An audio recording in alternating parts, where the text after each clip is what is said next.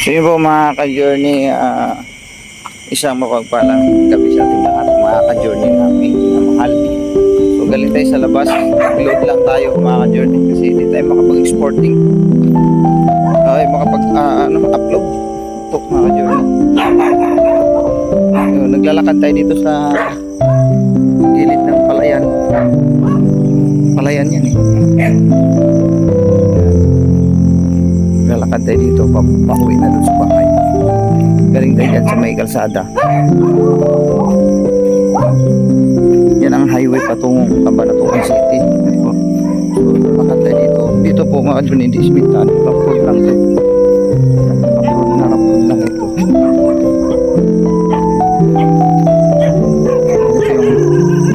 Natin daanan, tsaga-tsaga lang. Sanay naman tayo sa naman tayo.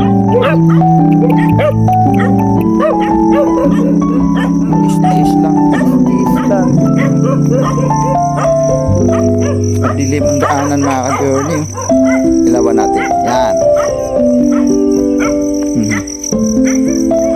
Ito may mga tanim sila. Tanim dito mga talong. Yan. Talong po yan. Talong. Isang puno ng nyug. Yan naman. Hanggang doon sa baba yan. May talungan. Talong. Yan palaya. Parang ginagawang ano lang ba? Parang garden. Maliit. Maliit na taniman. Dito malawak na palayan talaga to. Ito. Kay Kuya Mando mayroon din siyang lupa dito eh. Mas meron pa siyang lupa doon. Ang daming lupa ni Kuya Mando, mga ka-journey. Meron pa doon sa yun, malayo pa dito, doon pa sa dating lugar talaga nila, yung sa mana sa kanyang mga magulang. May malalaking lupain pala sila din doon. Kaya lang sabi niya dito hindi daw nila mataniman dahil yung malayo sa yung pag nag-harvest na malayo ang binubuhatan. Sabi niya ayaw niya daw taniman. Mas gusto niya yung dito kasi malapit lang sa highway.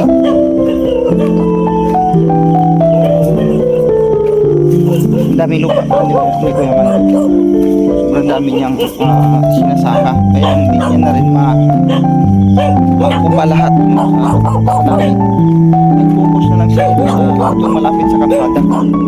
Diyan siya nag-focus sa pagtatanim. Ngayon nandun siya sa palayahan ngayon dahil nagbabantay siya doon kasi bukas ng madaling araw ay mag-harvest. So punta ako doon bukas mga alas media gising ako ito. Punta ko kasi mag-vlog po ako doon kasi mamimitas ng palayan harvest. Ito na tayo sa ating bahay. And then patugtog sila kanina dyan eh.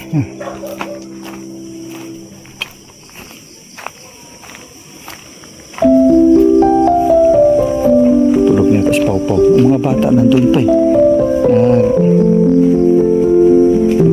Internet pa sa loob eh.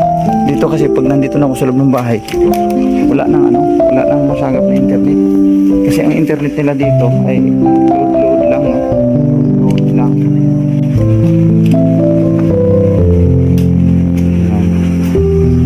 Load lang kasi ang system ng internet nila dito. Kaya medyo mahirapan tayo sa pag-upload. Mayroon pang si Pau dito ma. Pamigatas pa.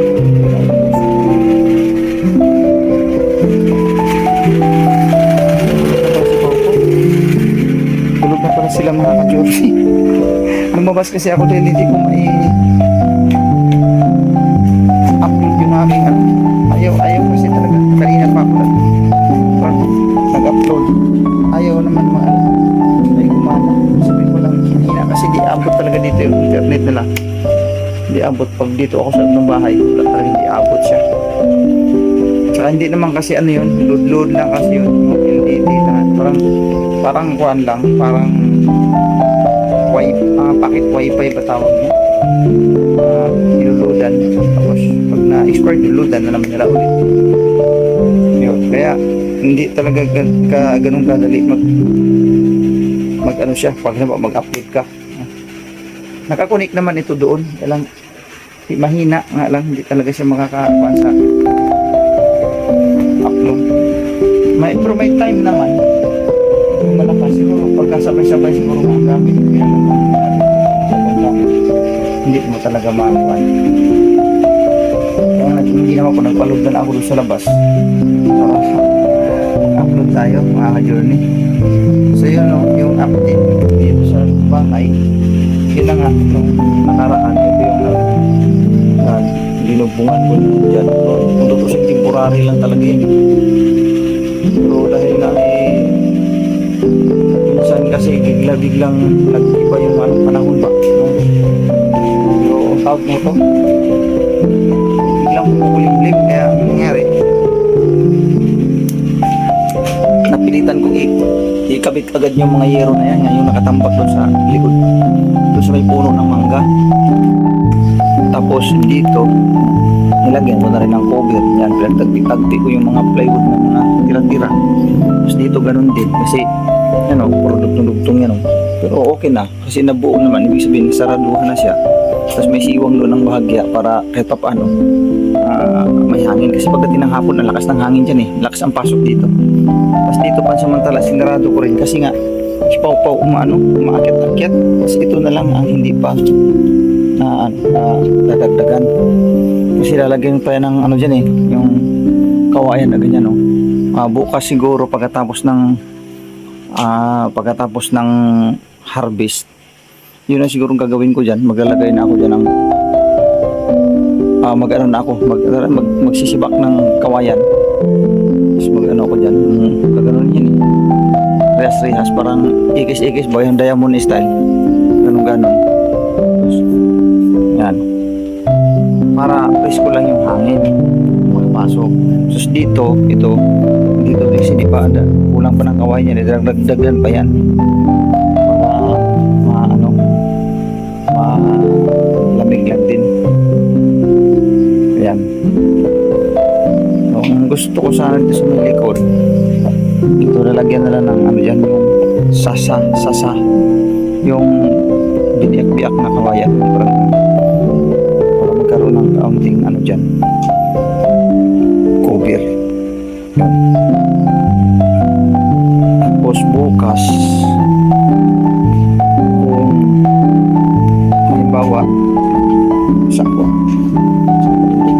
halimbawa kakayanin pag mag pintura bukas, pipinturahan ko kasi yan labas pati loob, pinturahan kasi yan labas at loob mga ka-journey. So ano lang to, ang system to, singit-singit lang din. Tapos yung bintana pa, gagawin ko yung bintana, hindi ko pa nagawa yan. Ako na lang din ang gagawa yan. Kaya ko naman yan gawin mga ka-journey Kaya ko naman yan. Try ko bukas gawa ko naman ng isa. Sa bintana ko siya. Kaya ko ng isa. Yung dalawang bintana ang gagawin dyan. Basta bukas mag-ano muna ako. Mag-vlog muna ako bukas doon sa taniman ni Kuya Mando sa kanyang palayahan, kasi maghapon sila bukas. Kasi nung mga nakaranding nga tayo nakasama sa pag-hapon sila ng pag-vlog. So sakto yan bukas, makapag-vlog tayo mga ka-journey. So update dito sa pang dalawang gabi na namin ngayon dito. Okay, wala naman medyo lang, siyempre ganun naman talaga sa umpisa, nakakapanibago lalo sa mga bata, lalo sa pau-pau, pagpapanibago sa pau-pau. Pero masasanay din yan, pero din kaya medyo naninibago sila, pero masasanay din naman yung mga yan, kasi dito talaga tahimik lang, wala kang marinig na dito ingay ng sasakyan, maliban na lang kung pupunta ka doon sa may labasan, medyo dito medyo marinig mo ng kaunti mga malaking truck, yung parang dagdagundong ng truck, pero hindi talaga talaga katulad doon sa Manila ba na halos every seconds talagang sadyang napakaingay, no? Dito, fresh ang isipan mo rito, kahit ano lang, payapa lang isip mo. Walang, parang hindi pa yung pressure masyado, hindi. Ayos lang, no? Sana no, sa akin sa panig ko, sanay talaga ko sa ganito kasi dating bukid din ako nakatira eh. Kung ikukumpara nga sa lugar namin saka dito, mas matindi sa amin kasi talagang nasa pinakaliblib na lugar talaga kami. Bukid rin talaga sa ano talaga, kagubatan talagang gubat talaga, yung sa amin matindi yun. Bago makarating doon sa pinakabarangay, maglakad ka pa ng ubod ng layo. Mata dito, tanaw mo lang yung highway dyan eh, yung pinaka national highway dyan eh, yung patulong ka ba na mas matindi sa amin. Kaya sa ganitong lugar na sanay na sanay ako. Ang mga bata lang sila medyo naninibago sila sa surroundings, minsan talaga eh. Pero sanay din naman yan, mahagod mo para sa akin, nakasanay din mo. Ngayon nga lang ano sila, hindi nila nilapit hindi nilapit yung area. Si Yasyo doon, puti si Yasyo nagkaroon ng barkada na rin dito, may siya laging kasama sila si yung anak ni Kuya Mandong Bunso at saka yung isa yun, Apo ba yun? Yung kalimutan kong pangalan no? Lagi dito yun eh. Tapos tag na ito,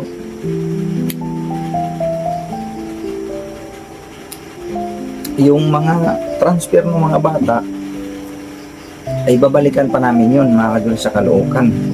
Sa 18 pa raw eh magbigay ang school doon sa Caloocan. Doon sa pinasukan ni Yasyo at ni Kia sa ano pa daw, pati yung ganyan din sa ano pa daw eh, sa 18 pa daw yun magbigay ng mga transfer no. Yung form ano nila, yung form 137 ba yun. Kaya babalik pa talaga kami doon. Siguro mamasahe na lang kami kasi medyo ano ako dyan sa motor, panay nasisira, panay sa sira. Nung paghatid ko ng L3, pagbalik ko, hindi na naman siya umandar. Pinaayos ko muna doon sa paggawaan. Nandun pa ako sa Caloocan, hindi pa ako nakalayo. Hindi na siya umandar, pinagawa ko. Bayad na naman ako. Nung umandar yun, nakauwi ako dito. Kaya pag ibiyahe ko na naman uli yan papakaluukan, parang nadala ako eh, nakaka-journey. Ngayon, magmamasahe na lang siguro kami natin ngayon para madala din namin si Pau Pau. Yan. Tapos, siyempre no, muli kaming magpapasalamat. Ako sa panig ko, muli ako magpapasalamat una sa Panginoong Diyos dahil yung aming pangarap din noon na magkaroon kami ng munting kubo, sabi nga namin, sana magkaroon tayo ng munting kubo para makaiwas na muli sa pangungupahan. At salamat sa Panginoong Diyos dahil may ginamit na kasangkapan ng ating Panginoong Diyos. Walang iba si Tita Charmaine, no? Salamat tita, talaga. At umuwi ka na pala dahil sinamantala rin tita mag-ikot-ikot dito sa lugar ng Bulacan dahil siyempre bihira lang din naman makapasyal dito yan. Ang totoo, nag-commute lang yun, hindi yun siya nagdala ng sasakyan, nag-commute lang, and then nanghaligo sila dun sa may tukod na bato yun, tapos doon sila, nagtano sila doon, ligo. Pero kami kasi sa atin dito lang kasi walang tao dito noon, lahat sila nando doon kasi ako nung time yun, kauwi ko lang galing ng Caloocan nung naghatid nga ako sa L3, no? Kaya walang tao dito, kaya ang naiwan sila si Ate Mengsla, ang sumama lang si Yasyu. Then yun, happy-happy sila doon na sila tita, nagbanding-banding sa madaling salita, nagbanding-banding sa mga kapatid ni Ate Dang. Tapos namasyal din doon sa Pampanga, no, sa kapatid din nila ni Ate Dang yun, na Ate Flo, namasyal doon din. Pampanga kasi yun, so diretso na siya commute patungong Zambales. So maraming salamat po tita, ano po, maraming salamat sa iyo talaga sa lahat ng mga bagay na naipagkaloob mo sa amin, maging sa financial. Maraming salamat sa iyo dahil nakatulong ka ng malaki sa amin. So ito na nga yung katunayan, ito nagkaroon tayo ng munting kubo, ano po. Sabi ko nga, parang hindi na nga kubo ang dating dito, bahay na talaga to kasi makita naman natin mga ka-journey. Matatawag ko bang kubo yan, bahay na talaga bahay na, di ba? Kasi ang kubo ano yun, puro kawayan, yari sa mga sawali, yari sa kubong nipa o tawid o pogon, di ba? Mga ganun ba? So salamat po talaga ang nagkarami sa iyo, Tita Charm. Thank you very much. At ingat ka palagi, ano po. So ngayon, mahirap mag-adjust, no, yung sa mga lalo na sa kung ano yung pasukin nating hanap buhay rito. Bagaman mayroon na akong naplano mga kadunay dito sa hanap buhay na po pwede sa akin talaga, kasi hindi lang ako uubra sa mga yung bang bababad ako ng husto sa lalo pat may kinalaman sa yung yung pwersahan ng mga galaw, kasi sa pagbubukid talaga kailangan pwersahan talaga ang labanan dito hindi na talaga kasi ako uubra, hindi na talaga. Siyempre iniingatan ko rin sarili ko mga ka-journey, siyempre parang mababa ang buhay natin kasi yung sakit ko, kasi hindi naman ito biro hindi talaga biro itong sakit ko mga ka-journey. Nakikipaglaban talaga ako sa sakit ko natin. Sana nga may awaan ko yung Diyos na lumawig pa buhay ko. Kaya naisipan kong pinakahanap buhay ko dito kung luluobin ng Panginoon Diyos talaga. Yung pag-aangkat ng mga produkto nila, tapos i-deliver ko papuntang Maynila, papuntang Manila, kasi malapit lang dito yan. Yun ang naisipan ko talaga sa ngayon. Siyempre kailangan pang pag-aralang mabuti, hindi naman yung pwedeng ura-urada, yung pag-aralang mabuti. Tapos habang wala pa yun, so maghanap kami ng pwedeng pagkakakitaan namin dito, mga journey. Yung pamimitas-pitas ng tulad niyang itong sampagita, 50 pesos daw ang isang tabo, no? Pag nakapunot ka ng isang tabo sa pamilya. Kasi yung sampagita, di ba, maliliit lang ang bulaklak niyan basta ang isang tabo 50 pesos. Pagka ikaw naman siguro sanay na tulad niya ni Ate Flor, sanay na yung 10 tabo, alas 3 na madaling araw o isa ng alas 7, may 10 tabo na siya o 9 na tabo, yung ganyan. Kanina naka 10 tabo siya, yung nakaraan siyam. So ibig sabihin sa isang araw, wala pang isang araw naka 500 na siya, kasi kanina umaga naka 10 tabo siya. Samantala si Yaso nung sumama, palibasa si Yaso medyo late nandito, nakarating doon, isang tabo lang nakuha kasi nakayuko. Mali kasi system niya dapat pala pag namitas ka pa niya, nakatayo ka lang. Pag madilim kasi yung mga sanay kasi alam na nila na pagka daw yung sakto na sa dapat itasin, yung maaninag mo rin yung may putik na, yun daw yung ukunin.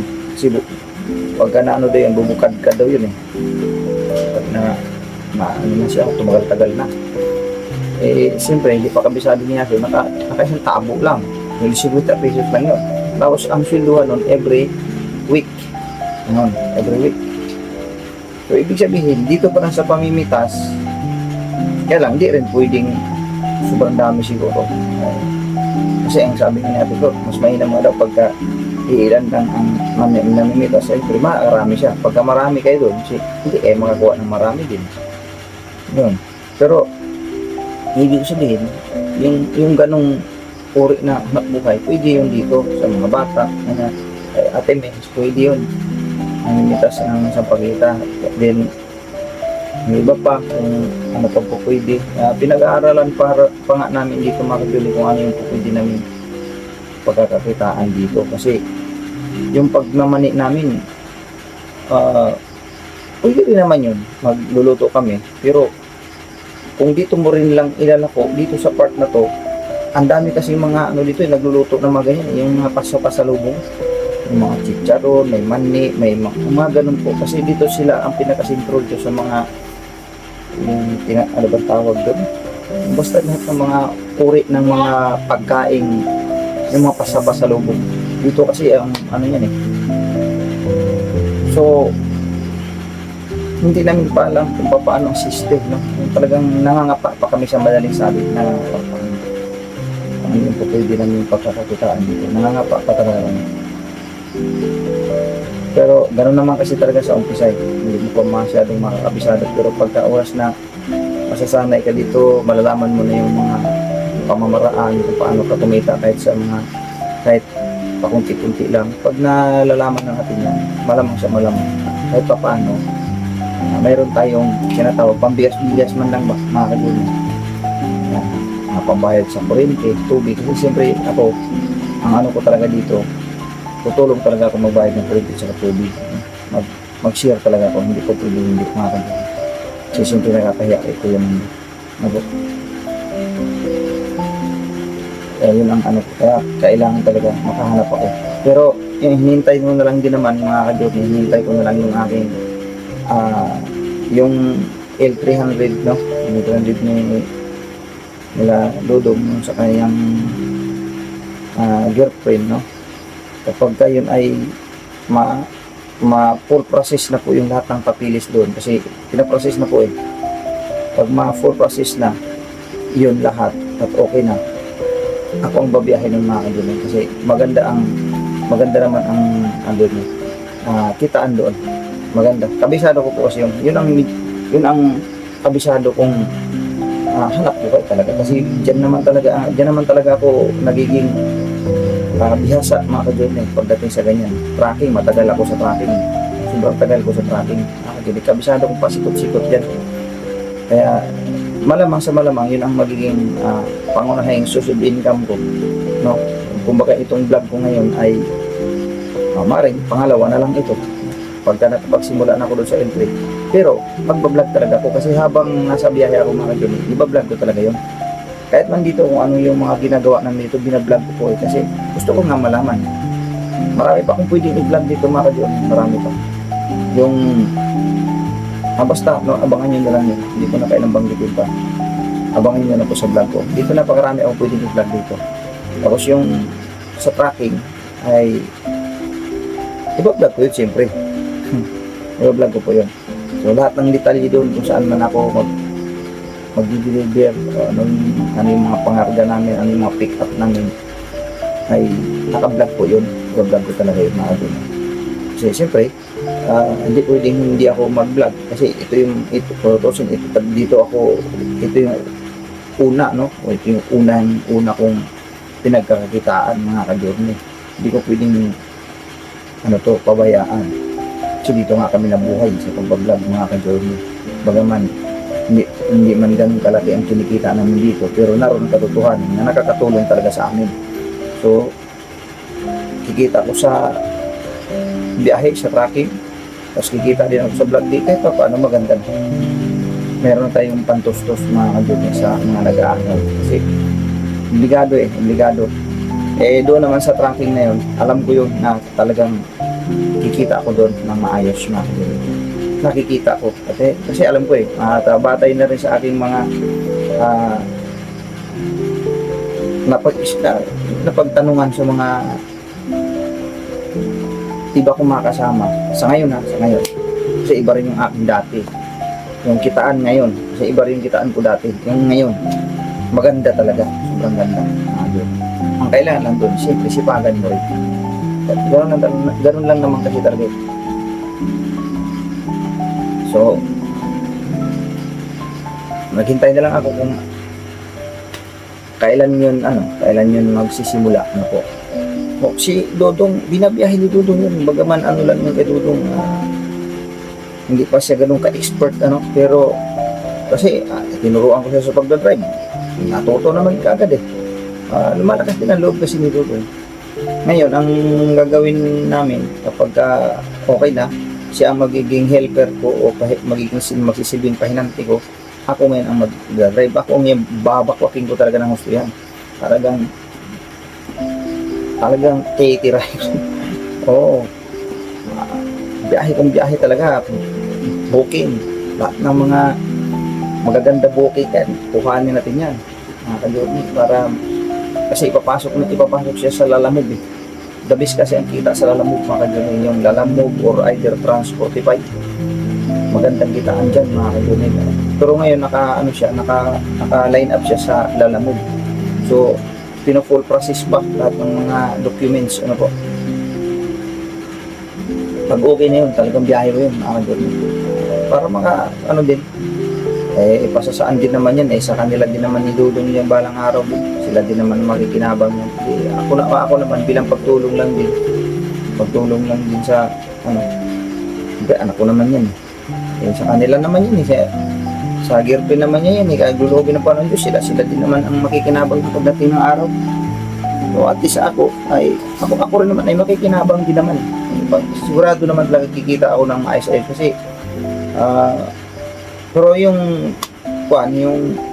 magkano dividendo ko dyan, wala pa kaming pinag-usapan dyan, pero alam ko okay ang kitaan namin dyan, mga ka-journey.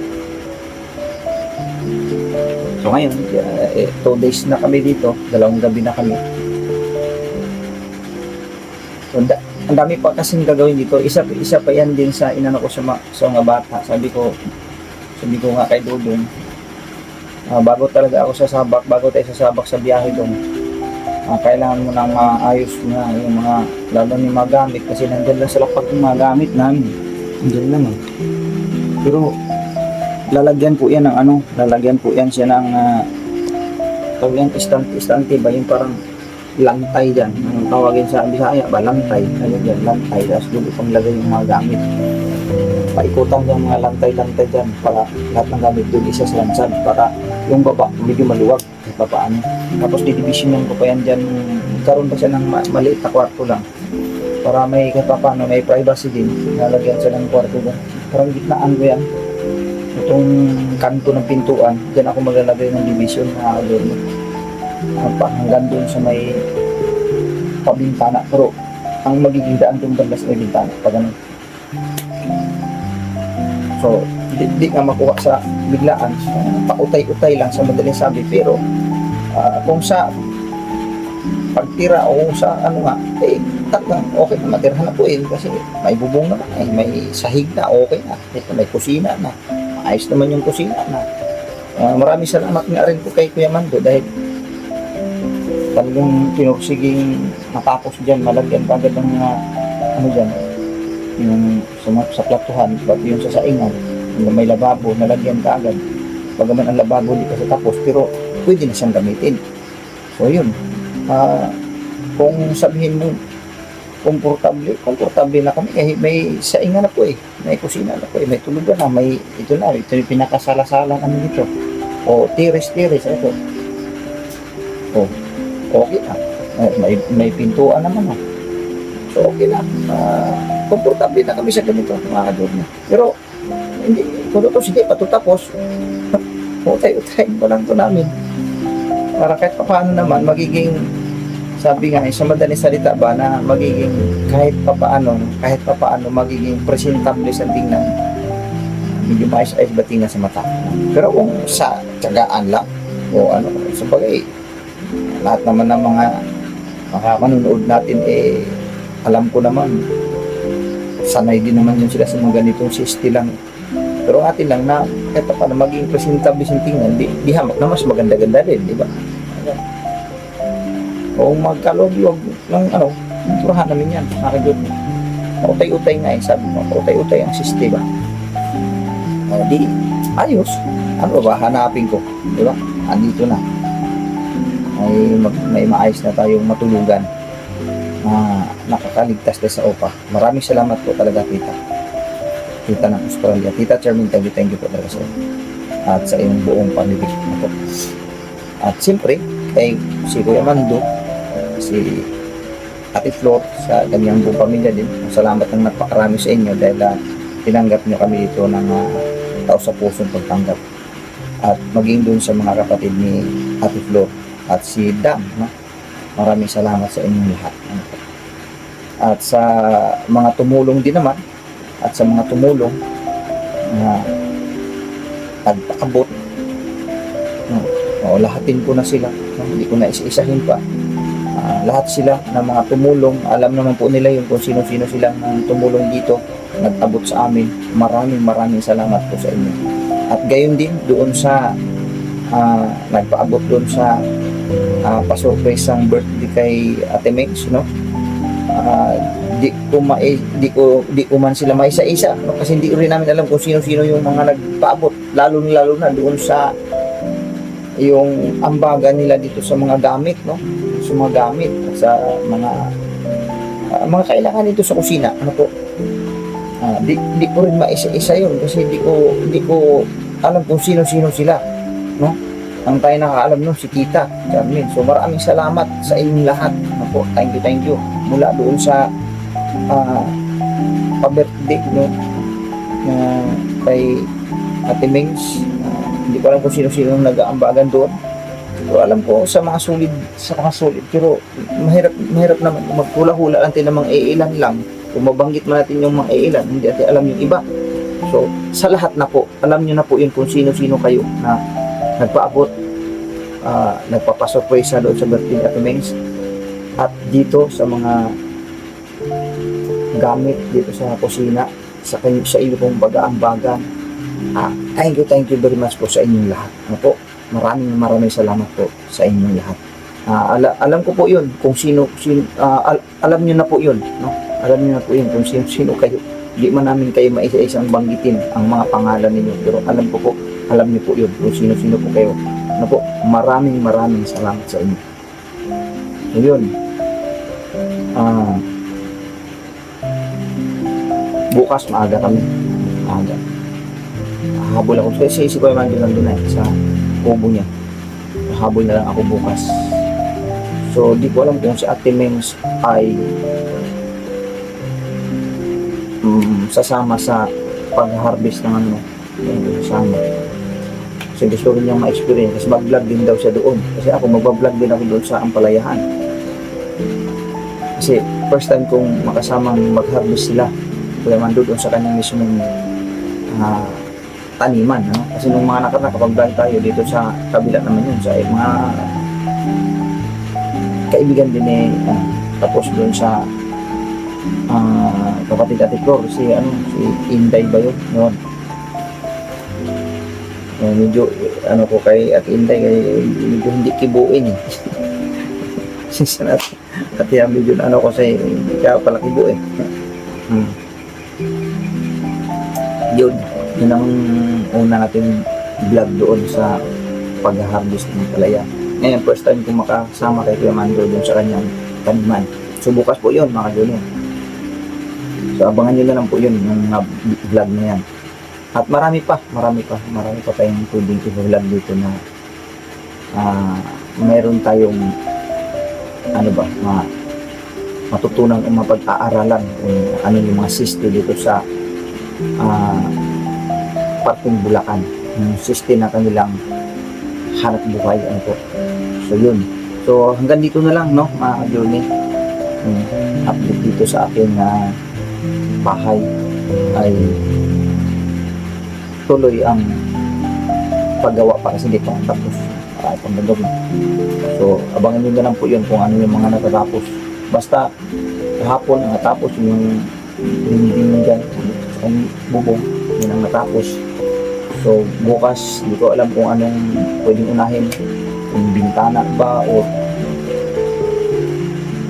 tawag ito pag pipinisin pa itong pinaka-flooring, pipinisin pa yan siya, parang pupuruhan yan siya ng semento, yung dito pipinis ito yan. So i-update ko po kayo kung ano po yung mga natatapos sa araw. Kung may magawa man siya sa araw na dumadaan, ma-update po namin kayo kasi iba-vlog po natin yun.